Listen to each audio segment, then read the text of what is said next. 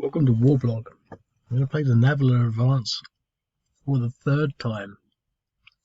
Made a few changes because in effect the Azerbaijanis had their units doubled.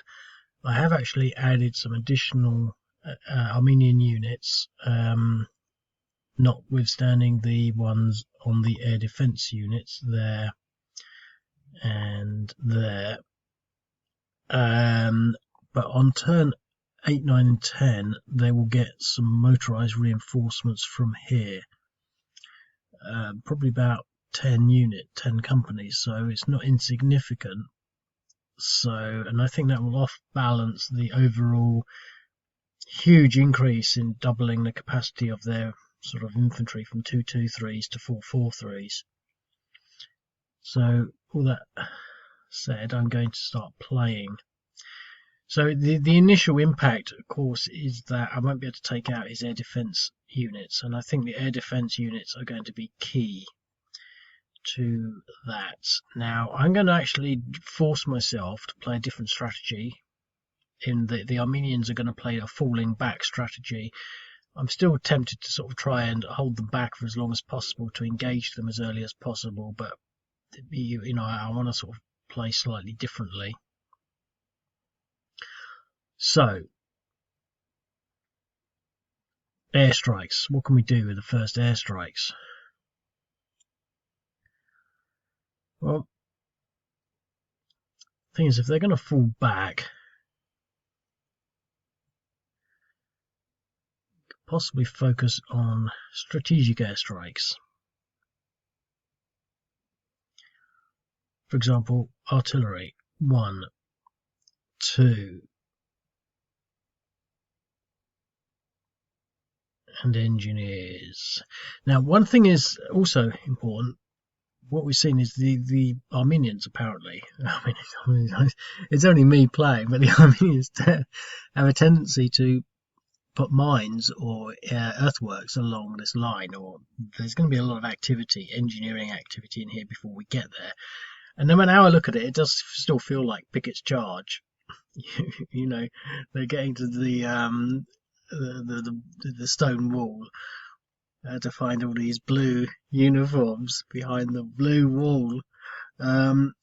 So we need to preserve our engineers, and we don't have many, so we can't afford to lose them, because we're probably going to want to be driving pathways through mines.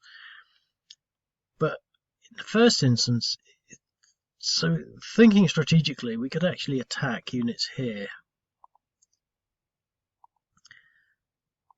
There's air defense units all over the place over there.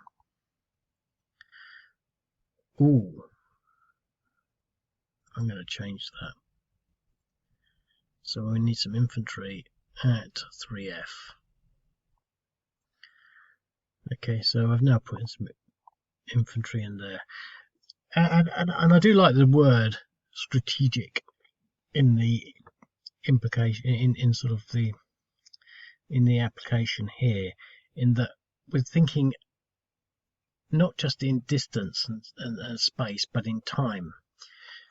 Trying to think about what assets do we not want here in 20 turns time.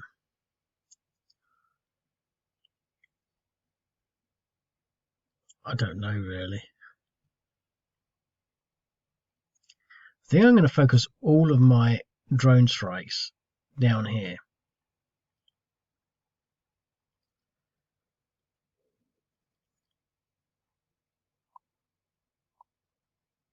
One, two, three, 1, 2, 3, 1, 2, 3. So we'll do 3, 3, 4.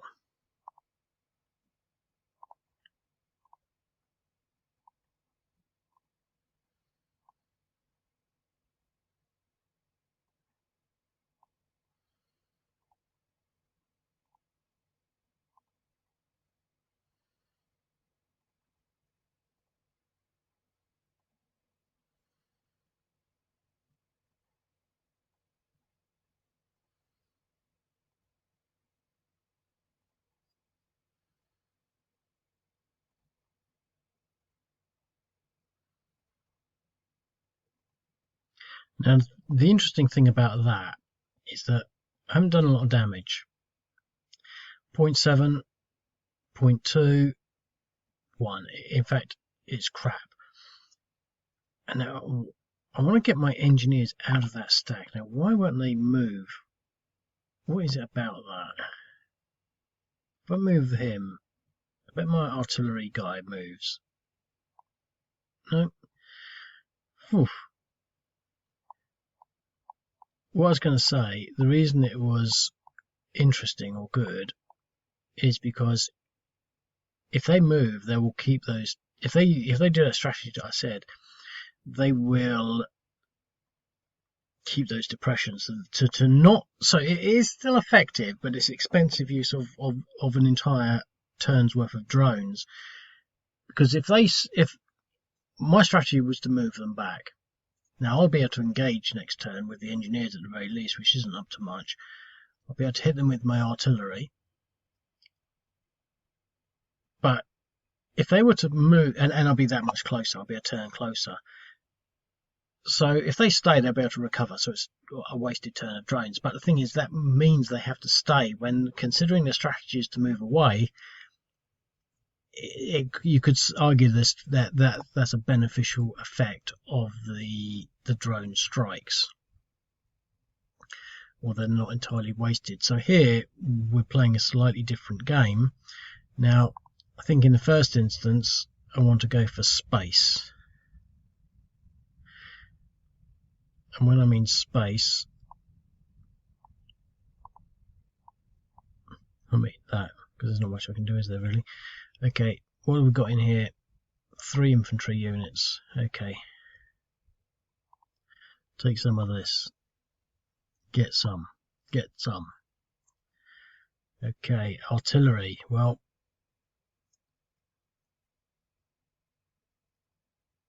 let's face it, he's the one most damaged.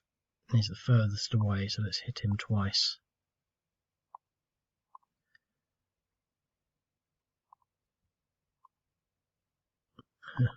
Okay, and that's it. Right, so the Armenians, we're playing a different strategy now. We're moving back. Now, do we move these back in line with our strategy, or do we recover?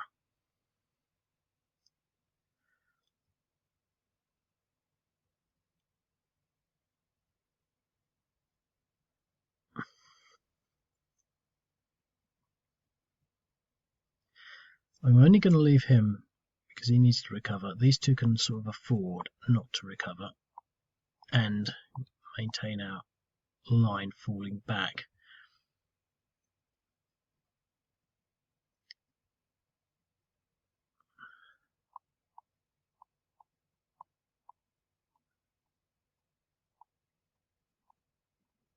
I'm going to double up all the vulnerable units if possible.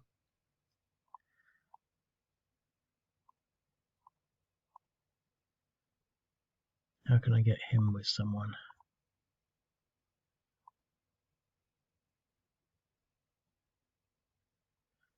This is interesting. I'll do it like this. I can put him there, him there, him there, and him there. Leave him there for the time being. He can go there, there, there, go there, there, there, there, there. We'll use our artillery for counter artillery fire.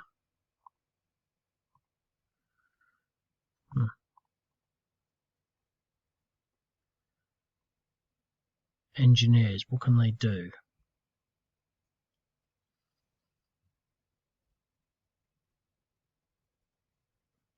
Well, we know there's a lot of mechanized, but nothing can really. I think they can go 2 along the road. Let's just see. It's difficult. Might as well just put some earthworks in there and have done with it. Anything. Mines. Let's put mines, because mines are actually going to make a difference. So they will. But he's not available on the first turn. Okay.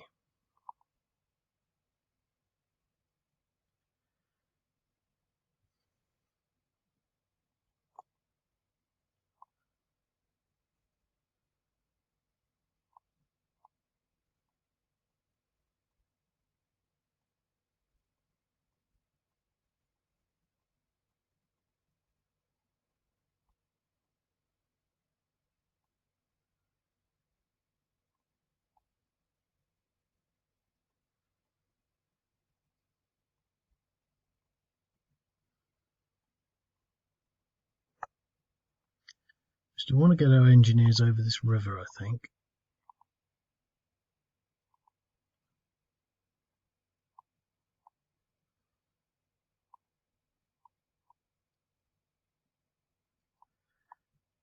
So that they can start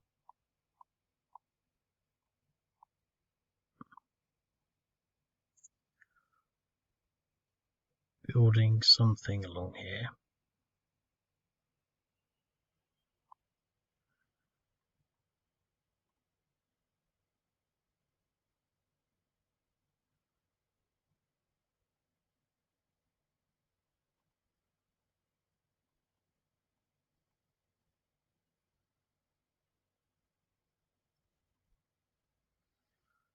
Okay,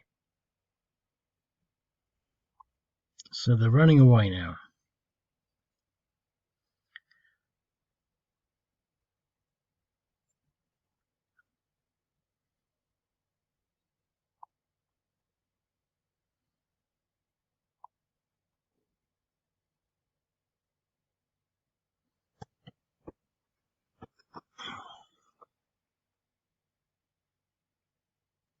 They've recovered. These guys haven't, but they're now also relatively the same.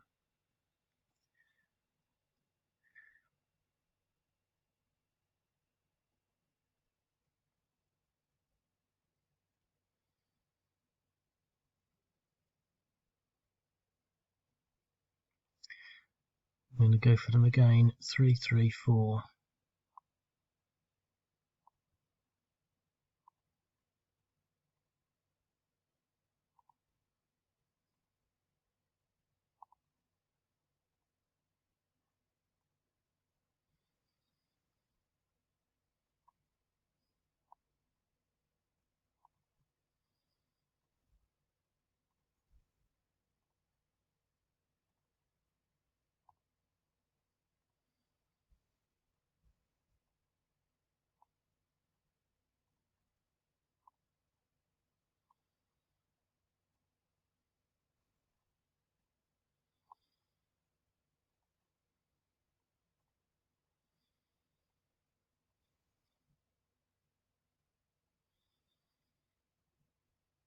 One 1.4, 2.1, 1.8.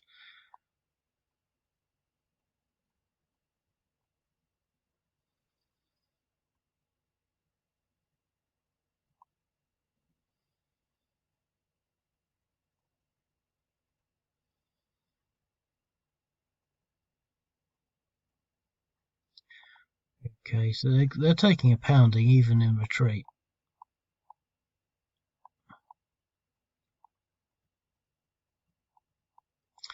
That's actually one of the unexpected benefits of defending, because you're constantly recovering. You know, you're recovering one hit a turn, one depression, but if you're moving, you're not. So maybe moving is not the best way to be doing this.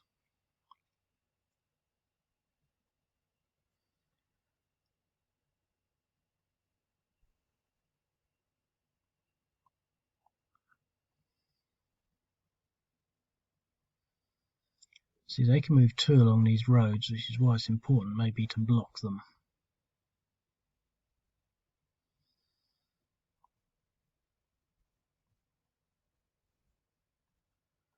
1, 2.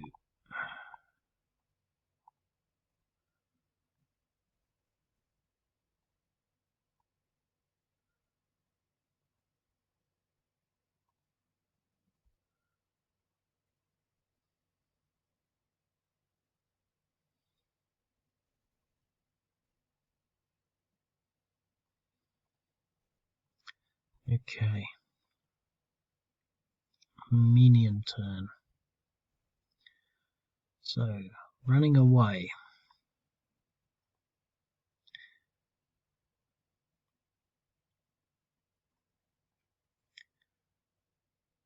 They're still going to have to stand again. Meanwhile, these guys can run away.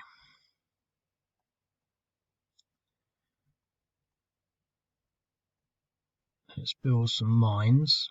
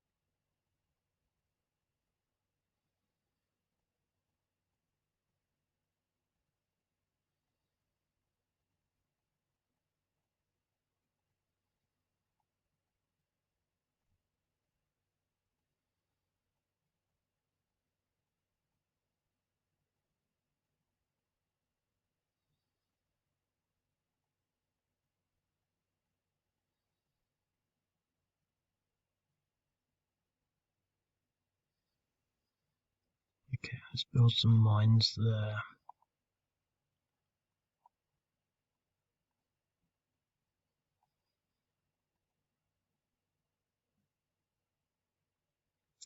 It's moved.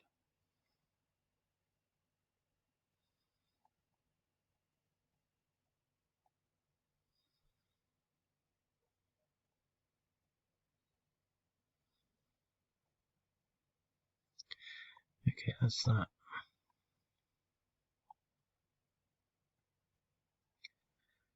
Okay. Contact.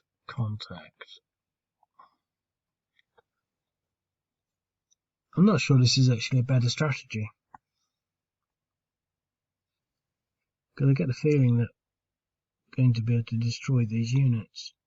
Well, he's only on 0.8. He's on 2.8. 0.4, so they're still not exactly beaten. He's the only one that's over a permanent threshold. Okay, 3, 3, 4. Let's do it again.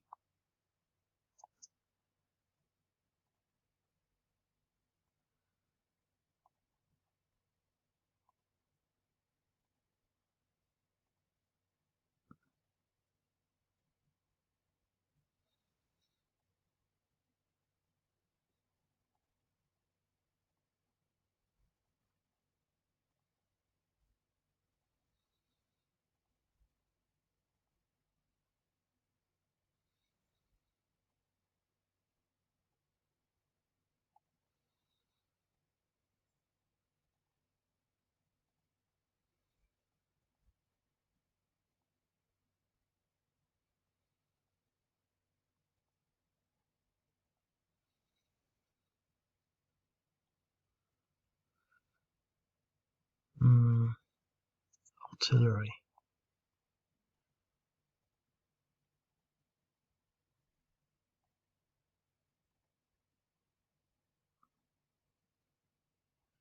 .4.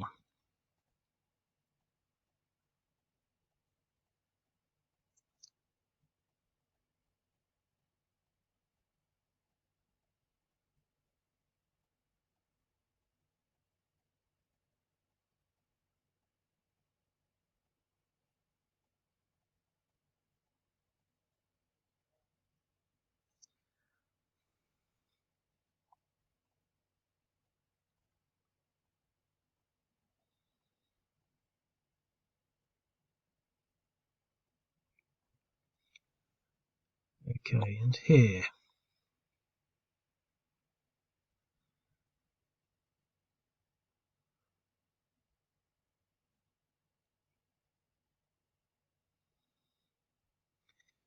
So if they're retreating, is there anything we can actually do? Probably not.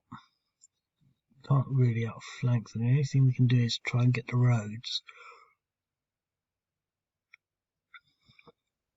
or their engineers.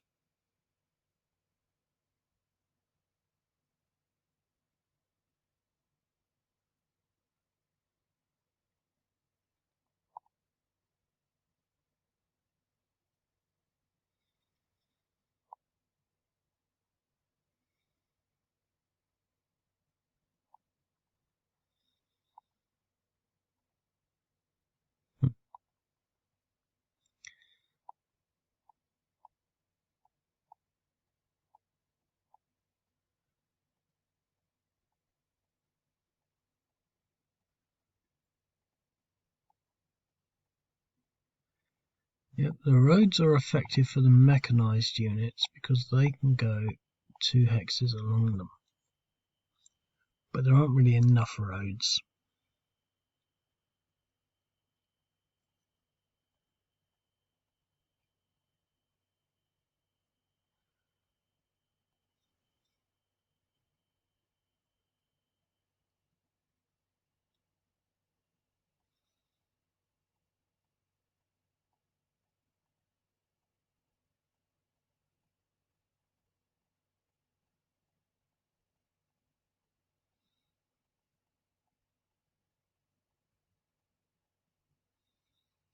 Ouch.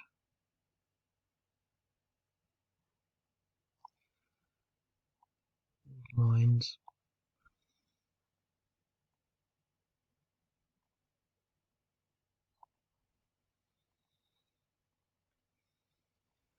There's a mistake moving there, so much so I'm going to move him back. So I have to lose mines next turn.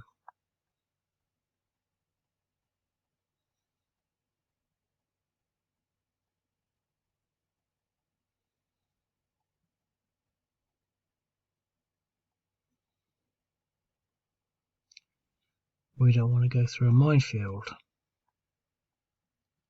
Interesting how that works.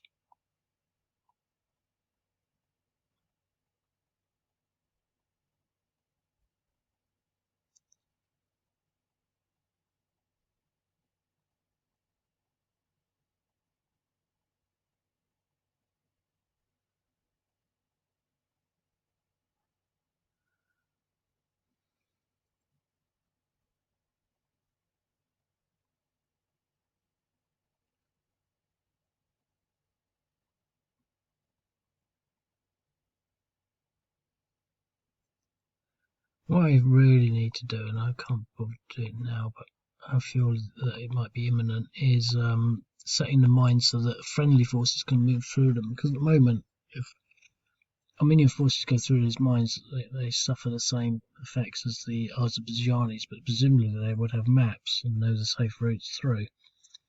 So the question is it something that's possible? And I don't see why not, to be quite honest, but it would take a bit of work. Not so much that it would be impossible.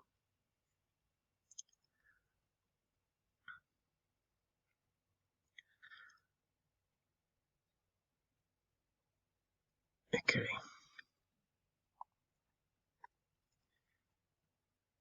Did I forget to move these? So he's fresh now.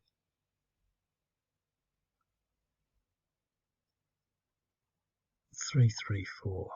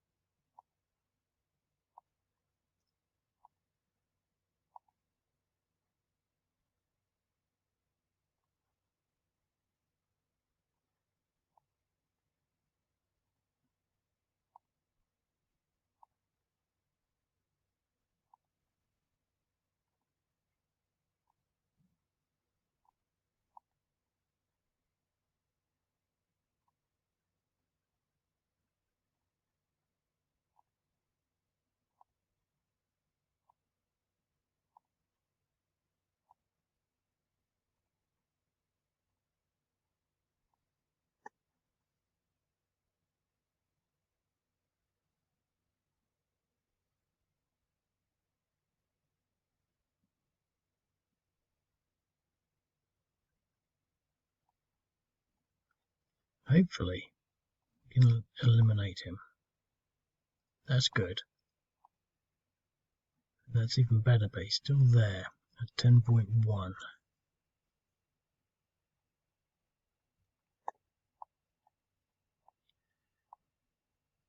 Made contact.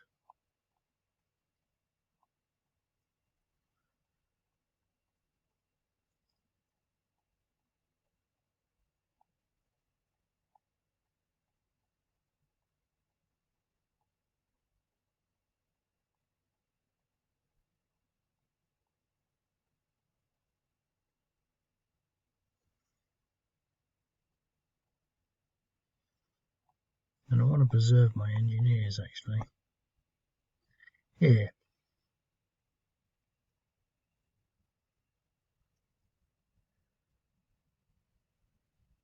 Well, in theory, we can rush forward. No, but the wooded hills are even more expensive. It's just one hex at a time, really, isn't it?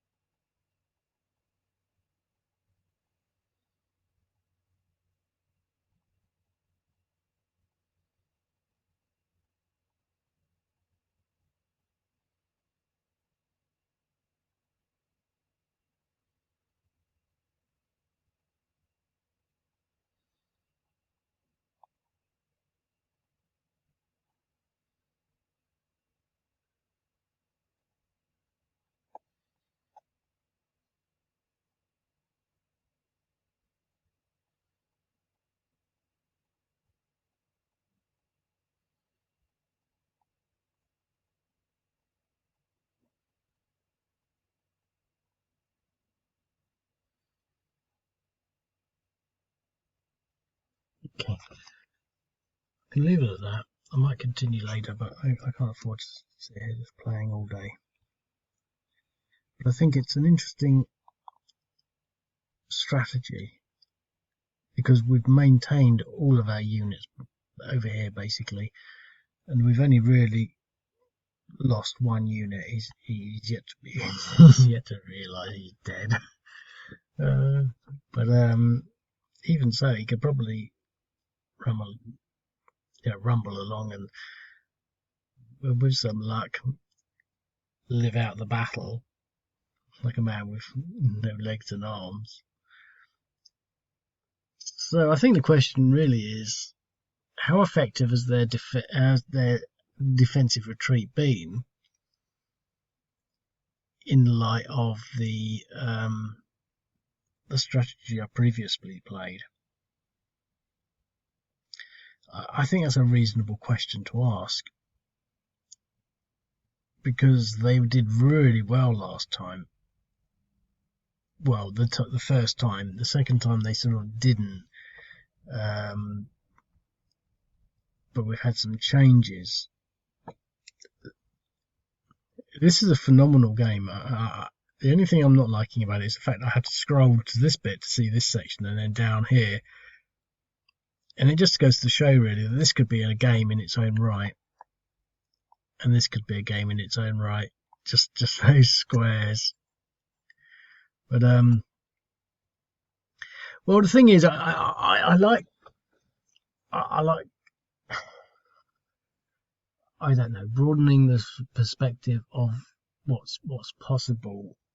I mean, what am I getting to in that instance is the with traditionally with hex and counter games, you can tell the caliber of a scenario by its road network, because that's what people look at. Look at the roads. They think, oh, I can get here, I can get there, and I can do this, and I can do that. You think, oh, there's a road. If I can get to that road, I can come around here and cut them off. There's none of that because there's no roads. Knowing that is the terrain is the worst terrain on the planet. It's heavily defended, so it's hard to fight anything. You can't move anywhere, so everything's basically moving at one. The road networks that do exist don't really go anywhere. I mean, unless you want to go from Canaxi up to nowhere at all. We've got mines on these roads now. They don't go anywhere, so it's all cross terrain anyway. It's a hell of a distance to do it, and I don't think I've made a game like this before. Something as surreal, or something as it broadens the scope of the sort of the palette of what's possible. In that sense, because you sort of got to think not so much just in time, but in space, but also in time. In 20 moves time, what's it going to look like over here? But there's nothing we can do really. There's nothing. We can't catch them up. Although these are faster units, they're not faster through wooded hills. We need to somehow make an advantage on a road, and there aren't any, and especially with mines. There's simply no scope for retreat. The question is, what will the defensive line look like? And further to the point, is it possible for them to sacrifice a couple of units to really slow these units down, and would that actually make any difference? I mean, the only benefit that we got is to allow our engineers to create more defensive features, and even that I don't think really sort of amounts to much. So there really aren't any sort of major spoiling tactics, open in that regard. So anyway, I'm going to leave it at that, just because I'm pushed for time. I don't know. I'm really liking this map, to be quite honest. It's just got so many non-existent features that appeal to me.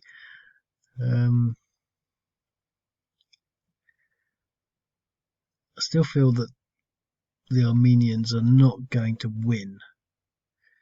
But it just comes down to sort of what sort of crunch is going to happen up to the south of Susha. Because they'll have all their air defense units together. I mean, these are almost... They're 2 turns away from being in their own shield, protecting each other. So we'll have 2 air defense units there, 3, 4, 5, 6, 7. 7 air defense units, which are going to make the drones fairly muted.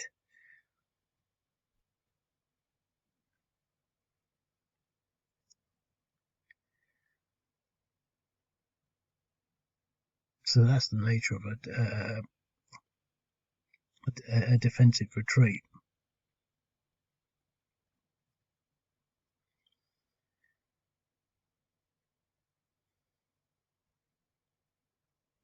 I was thinking actually just the other day, and I don't know why this just crossed my mind just then. I think I was thinking what we need is a nuclear bomb. But yeah, exactly that. Putting in nuclear bombs and chemical germ warfare. Because I haven't covered that, and it's a very major part of modern war. We're just not seeing it, that's all. We've got the radiation. So I'll have to do it, but the thing is, it's only doable when it's been used, because I do historic scenarios. And it hasn't been used other than in the Iran-Iraq war. So maybe I should look into that and figure out some scenarios for that to apply it. But thermonuclear war certainly hasn't been done. So, I mean, quite a lot of modern war games that purport to represent modern wars, in particular future wars, based on, current orders of battle, so to speak, they have nuclear arsenals that you can use. But then again, they are what if, futuristic scenarios, and I just don't like those. The reason I don't like them is not because I don't like them, because I used to really like the Third World War series. GDW Third World War series is my favourite.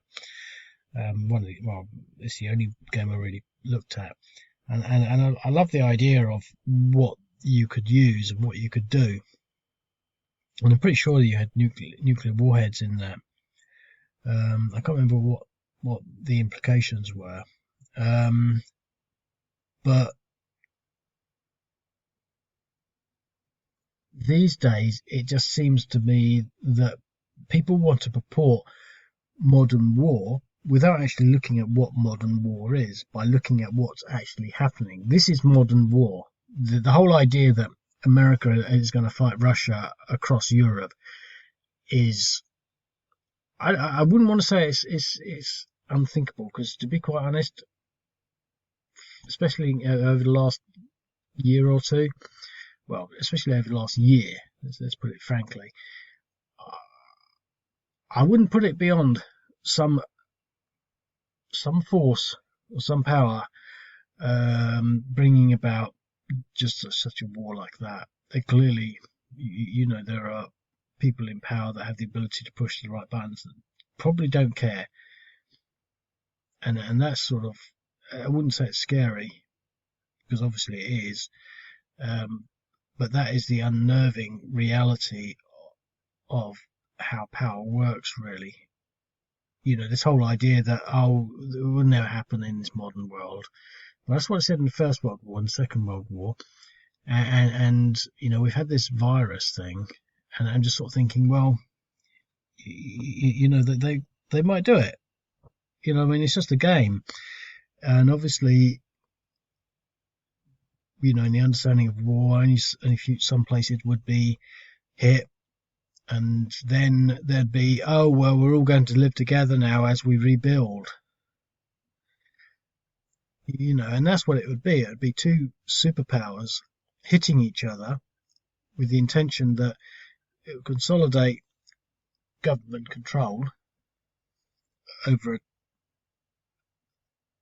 a broken nation or broken nations, and consolidating their power on the old adage of rebuilding. But anyway, but the thing is, that's all beside the point. I don't actually really believe that's going to happen. I just think I can see it in a different light over the last year. The point is that modern war doesn't look like that. There aren't divisions of tanks fighting divisions of tanks. It's all, the modern war is exactly as it is in my sight.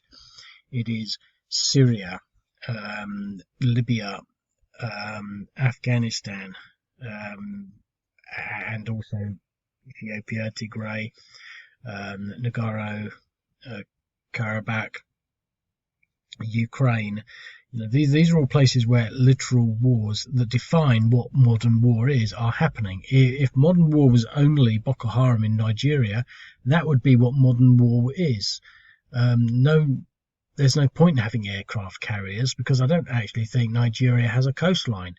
There would be no point in having, billions and billions of dollars or euros or whatever in the sort of modern capabilities that they have when you're fighting Boko Haram in the back of Toyota pickups. This whole sort of electronic counter warfare, and it all becomes sort of a bit irrelevant, really. But it's taking on interesting dimensions, and I think that's one of the things that is key to something that I've been picking up on in my own sort of mind's eye. It's not so much novel, really, but I think the dimensions and the characteristics of modern war are changing. They're pretty much the same, but you're seeing this massive influx of these ATGMs. I think that's a big thing. I mean, drones are obviously big, but I think the thing with drones is that you need a far superior fighting force to leverage them. You need a national force. I don't think Boko Haram, ISIS, or anything like that could ever use drones because the technical complexity of them is so much so that they wouldn't be able to fly them. They wouldn't know how to. They can pretty much manage the ATGMs because the instructions are written in a little book that they can look at and they can figure it out. And that's the whole point. That's what they were doing in Afghanistan. They were just giving them these ATGM systems with the books, and and away they went. So things like that are finding their way into the arsenal of these asymmetric modern warfare type scenarios. So there are changes in that sense. The scope of war is changing, largely to some extent, but not uniquely, or not sort of as a new change, but by the mobility of these people to move around in the Toyota pickups. That is basically a big thing. I mean, there was a recent thing on the South Front site, a video with some kind of militia driving through Idlib somewhere, and the key thing was that they were, like a company or a small battalion of these militia units, and I think that they were supported, and I can remember who's who, but I think they were supported by the Kurds or the Turks. I think they were Turkish. They were certainly Muslim, but they weren't really the Syrian or the Al-Qaeda type Muslim. They were more Turkish-backed, Kurdish, or something like that. But so they were sort of a bit of a misfit to the situation.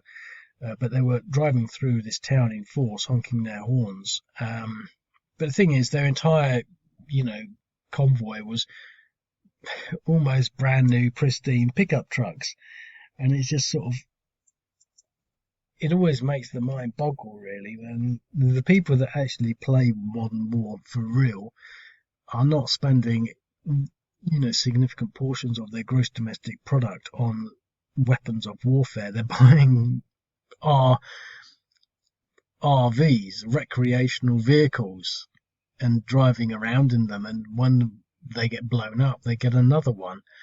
Um, it almost makes a mockery of, the sort of the Western nations' attempts, to sort of perpetuate the arms race. I was reading something about the efforts made by the Americans to create this sort of like a particular vehicle that was conducive to the terrain in the Middle East, and apparently it's really expensive. They're all quite expensive, and they're not very good under other conditions. Well, they're mainly based. They're sort of their key strength is that they're anti-mine resistant. To be quite honest, the article was a bit misleading because I think America and all nations, they want to constantly be building new things anyway.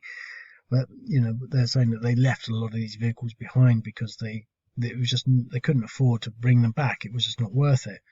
But they cost sort of like a huge amount of money each, and they're not very good in other sort of areas like the Ukraine or Poland or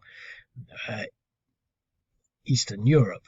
They're not very good in those sorts of situations. So, but the thing is, they spend a lot of money on those. Not much really happens. And the people actually sort of, responsible for sort of war in general are using consumer vehicles. So all these, so I don't know where I'm talking, which direction I'm talking now, but I think I was sort of looking at was pointing out that some of these other games that purport to look at modern war are failing to see the wood for the trees. We're not really going to have, this sort of like intense conflict between a battalion of Russian-made tanks versus a battalion of American-made tanks, and all be on the edge of our seats wondering what's going to happen.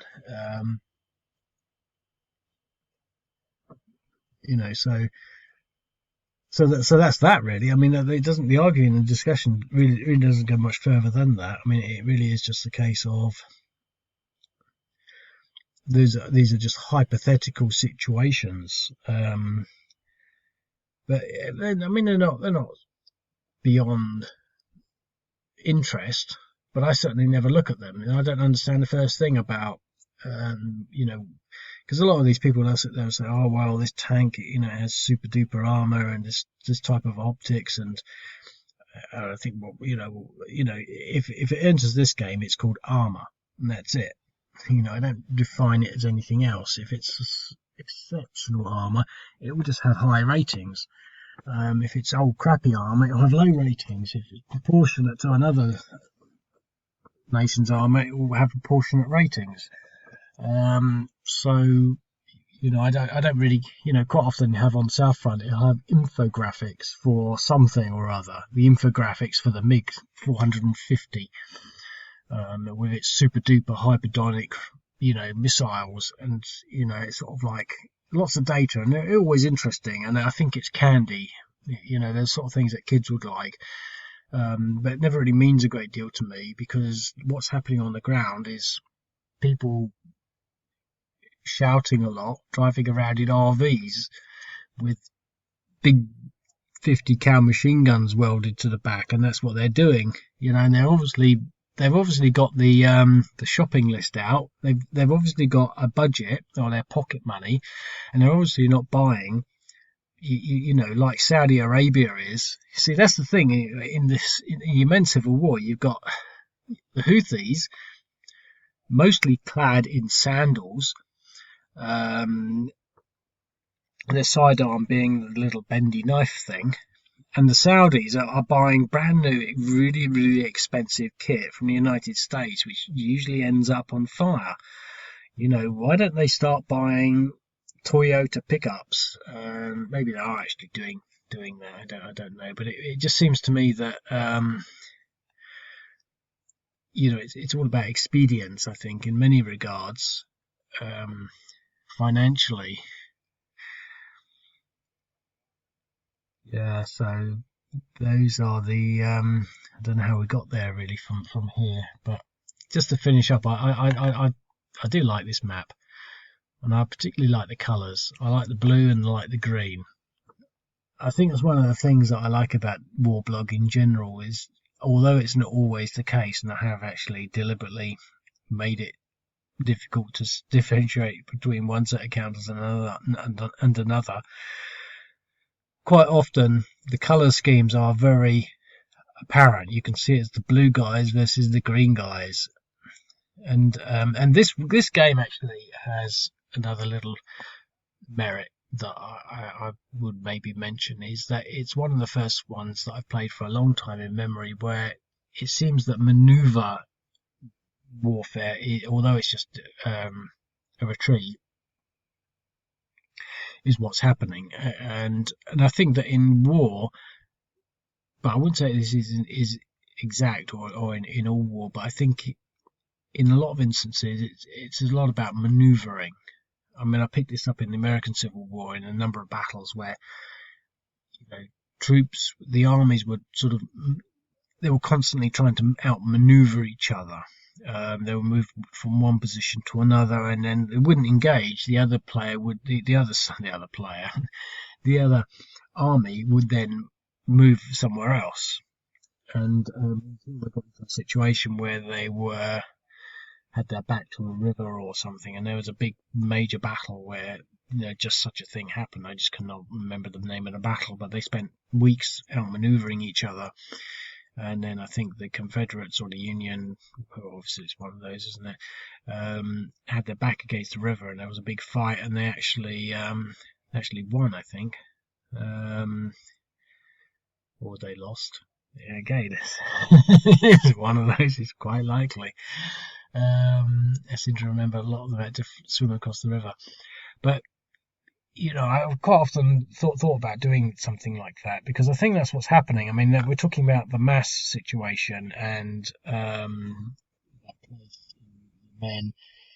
I can never remember what his names are called. It's not Mass. It's the other one. What is the town?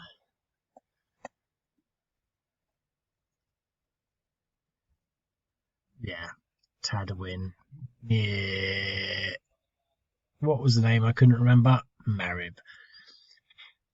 What's happening in Tadwin is the Saudis are pulling out a lot of key weapons and things, and that's maneuver warfare. They're basically running away because they don't want to lose, because the Houthis in their sandals strolling through the desert eating those funny drugs, and obviously they've got the wind up the Saudis, and they're retreating from Tadawin camp. There's no sort of whether they're retreating from San al Jin base or Marib, but they're moving all their hardware out. And I fail to understand how Saudi Arabia is doing so badly, and I just feel that maybe they don't really care about holding much ground, because as someone said, this is all desert rocks and there's nothing. I mean, they're not making ground on the major cities, and they're not making ground on Hudaydah or the western coast, the southwestern coast.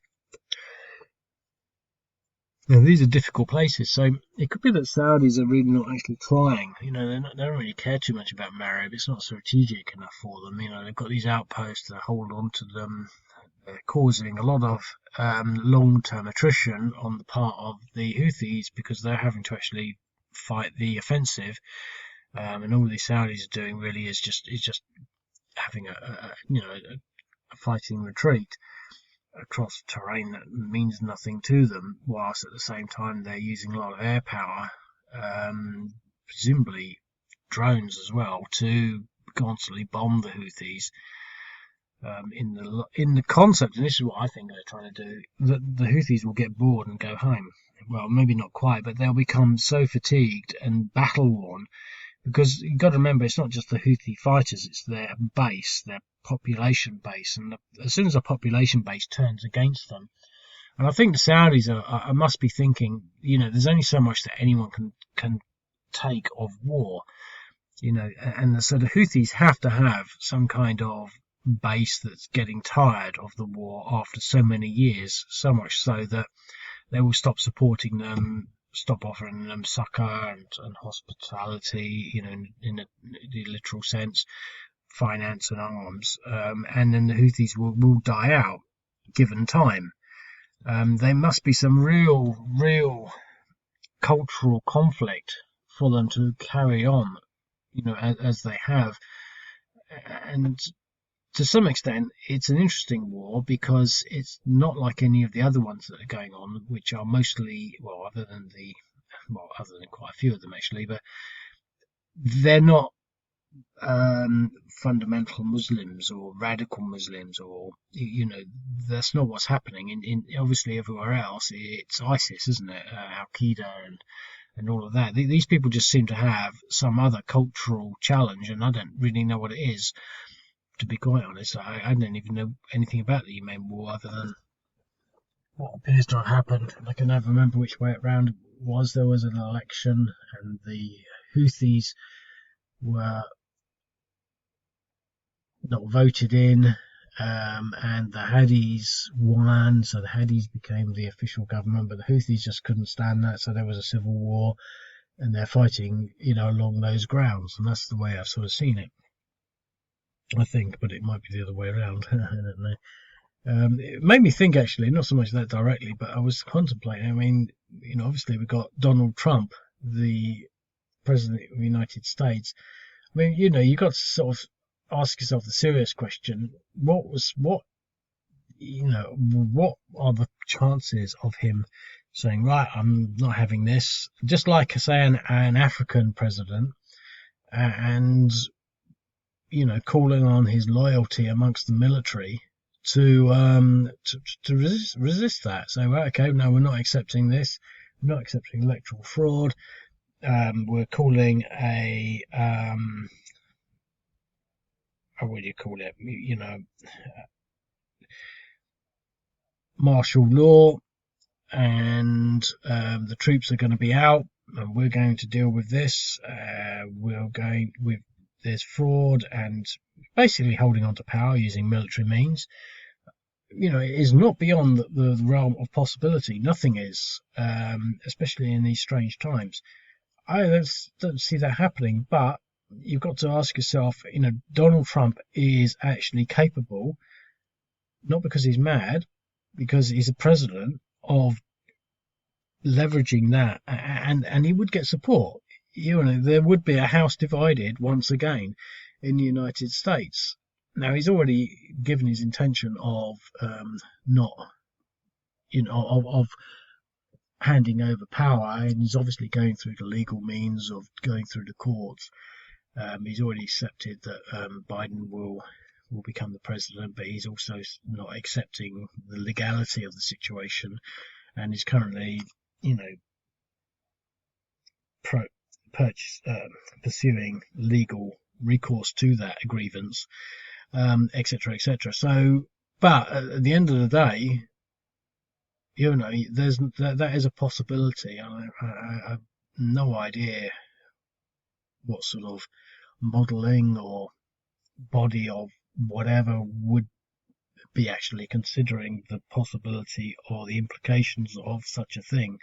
There must be some sort of American agency that understands exactly what Donald Trump would have the capability of doing, and modelling it, and theoretically trying to prevent it from happening. But again, if it was a lawful allocation of martial law and etc., etc., I mean, that's how presidents do it. I mean, in Africa they do it a little more freely because their countries are smaller.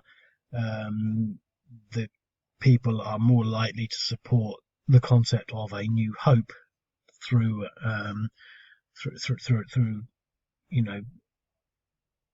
a military government, than not. But anyway, so that's that really. So we've gone a long way from that Pickett's charge, Nagoro Carmack advance. So there you have it. I expect for another 30 minutes on total crap. But okay, I'll hope you enjoy that, and I'll speak to you later. Cheerio, bye.